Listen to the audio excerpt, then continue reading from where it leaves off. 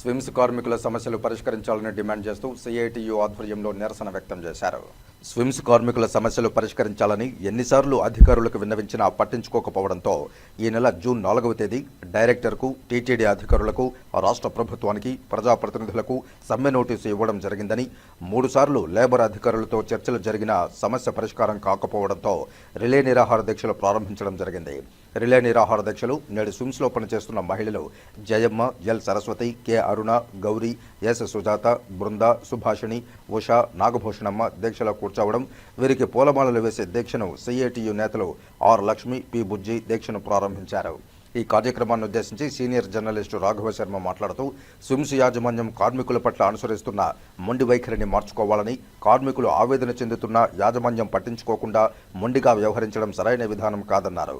రాతపూర్వకంగా ఇచ్చిన ఒప్పందాలు కూడా అమలు చేయకపోవడం వల్లనే కార్మికులు ఆందోళన బాటలో ఉన్నారని, ఉన్నతాధికారులు గుర్తించి ఇప్పటికైనా సమస్యను పరిష్కరించాలని డిమాండ్ చేశారు.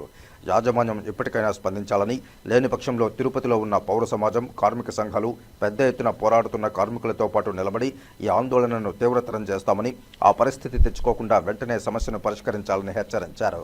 ఈ కార్యక్రమంలో స్విమ్స్ కార్మికుల working president K Venugopal, hawkers నగర కార్యదర్శి కె బుజ్జి, సిఐటియు నగర ఉపాధ్యక్షులు పి చిన్న, స్విమ్స్ కార్మికులు జి రవి, వి సూరిబాబు, మారిముత్తు, భాష, గోపి, వేలు, కోటయ్య కార్మికులు పెద్ద సంఖ్యలో పాల్గొన్నారు. స్విమ్స్ ఆసుపత్రిలో పనిచేస్తున్నటువంటి దాదాపు 800 మంది కార్మికుల సమస్యలు చాలా తీవ్రంగా ఉన్నాయి. గత 2.5 సంవత్సరాలుగా శానిటేషన్ అనే పేరు వాళ్ళకు తగిలించడం వల్ల ఆ పేరు వాళ్ళకి ఇప్పుడు శాపంగా మారిపోయిన పరిస్థితి కనబడతా ఉంది. అధికారులు చేసినటువంటి తప్పులకి ఈరోజు కార్మికులు బలైపోయిన పరిస్థితి కనబడతా ఉంది.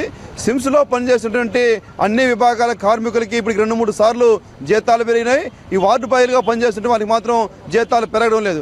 దానికి కారణం శానిటేషన్ అనే పేరు తగిలించడం వల్ల ఈరోజు జీతాలు పెరగకుండా ఉన్న పరిస్థితి కనబడతా ఉంది.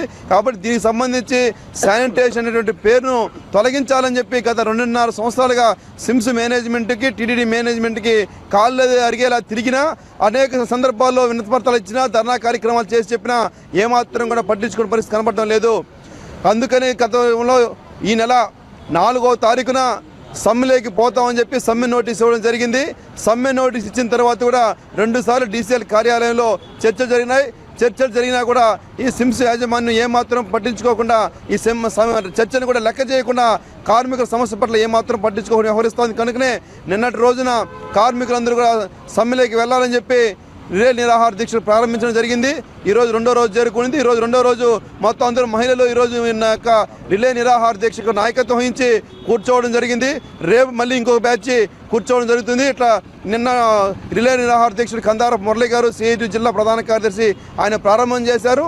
ఈరోజు మహిళలు నాయకత్వం వహిస్తున్నటువంటి దీక్షలకి సీనియర్ జర్నలిస్టు రాఘవ శర్మ గారు పూలమాలలు వేసి ఈరోజు యొక్క నిరసన దీక్షను ప్రారంభించడం జరిగింది. రేపటి రోజున రిటైర్డ్ జిల్లా జడ్జి గుర్రప్ప గారు ఈ దీక్షను ప్రారంభించబోతున్నారు. ఎప్పటికైనా స్విమ్స్ యాజమాన్యం ఈ సమస్య జటిలం కాకుండా సమస్య పట్ల సానుకూలంగా వ్యవహరించాలి. కార్మికులు ఏవైతే 9 డిమాండ్లు పెట్టారో ఆ 9 డిమాండ్ కూడా బేషరతుగా అంగీకరించారు. గతంలో 1 సంవత్సరం ముందు అంగీకరించి రాతపూర్వకంగా కాగితం కూడా రాసి ఇచ్చారు, మేము అమలు చేస్తామని చెప్పి. ఆ రాతపూర్వకంగా రాసి ఇచ్చినటువంటి హామీని అమలు చేయమని చెప్పి కోరుతున్నాం. ఎప్పటికైనా యాజమాన్యం మొండిగా పోకుండా, సమ్మెలోకి పోకుండా ముందే ఈ యొక్క సమస్య పరిష్కారం చేసుకోవాలని చెప్పి తెలియజేస్తాను.